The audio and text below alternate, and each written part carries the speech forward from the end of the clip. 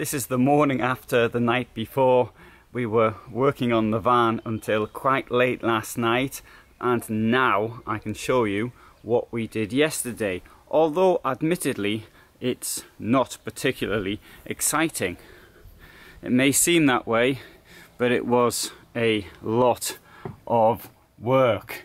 And to show you, it involves this stuff here, which is now on the roof.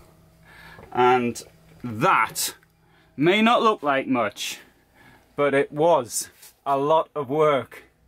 Now, we put some extra insulation. There was insulation up here earlier, but we've now in places actually doubled the insulation. So that hopefully will make it a bit warmer in winter. Mind you, with this tinfoil like stuff that was up there before, it would have been really roasting in summer. It got to 28 degrees here, although I wasn't actually sitting in the van all the time. Now, another thing that we've done is I've now got this inverter in place, which for me is it's good news. Now, I have been using another inverter, which I've got somewhere around here, I think. I'll pull it out, which is this type of thing. Now, this is a sort of thing you can use because it plugs in via the 12-volt socket. For example, I've got one down there. Most people probably wouldn't be wanting to do it via the engine battery, but you can do it via the habitation batteries without any problems. Something like this, you'd pay around, what, €40, something like that, maybe even less. I paid for this one here, I think it was £35 from Maplin's in London. And I've got another one which I bought at the petrol station, but which didn't work so well, which cost slightly more. I bought it in Poland.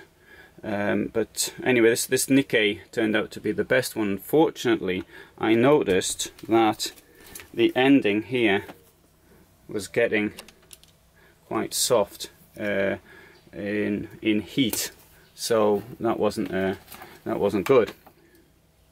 So now I've got this thing up there. Now the 12-volt adapter is obviously better because this, as an inverter, it's working by converting 12 volts to 230 and then via that back down to 19, whereas this thing here will convert 12 to 19 directly. So that's a far more logical step in my opinion. Somebody knows more about electricity may disagree and may want to say something else.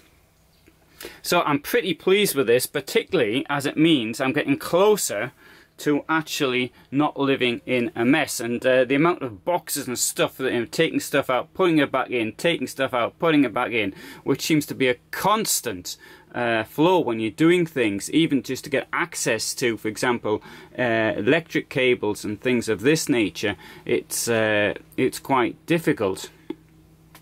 Coming to the back here, one thing I've put up now is I've got a light up there at the back, which is absolutely brilliant.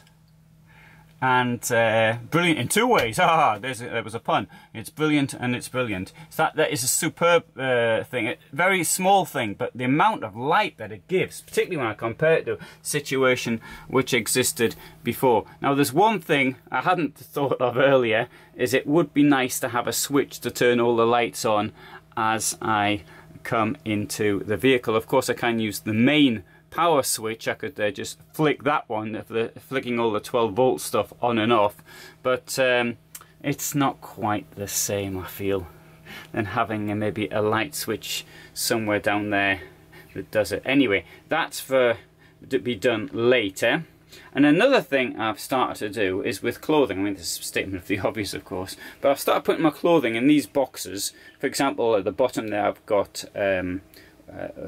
got my bedding, and then which don't change on a daily basis, and above that I've got my winter clothing, and I've got a couple more boxes of winter clothing in. So that will all go in the garage, or alternatively I might just leave it at somebody's house in their what's it, in a barn. In fact, it's the outhouse.